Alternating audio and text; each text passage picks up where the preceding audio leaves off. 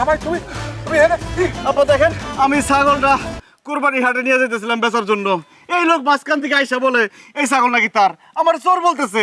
আপনি তার একটু বুঝাই বলেন যে কিছুক্ষণ আগে এই ছাগলটা আপনি আমার হাতে ধরে দিচ্ছেন।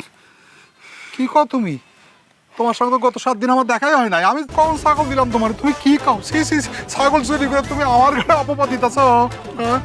আব্বা আপনি সব কি বলতেছেন? কি বলতেছে মানে? অসিদ্দিক, হ্যাঁ আমার জামাই আসলে জামাই চুরি করে এখন আমার ঘাড়ে অপবাদ দিতেছে। হ্যাঁ, শোনো শোনো শোনো শোনো, আমার জামাই আসলে একটা চোর, লাগি চোর।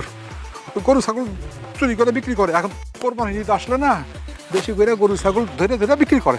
দেখো, ঘরের চোর হ্যাঁ, তোমার ছাগল তুমি যা করতে পারো করো, আমি কি করবো? আমার তো কবল খারাপ, আমার তো কবল কত বড় সাহস আমার চোরের ঘরের চোর ছাগল চুরি করস আজকে তোরে মাইরে ভালো এই কেন করে আসল রে তাড়াতাড়ি আয়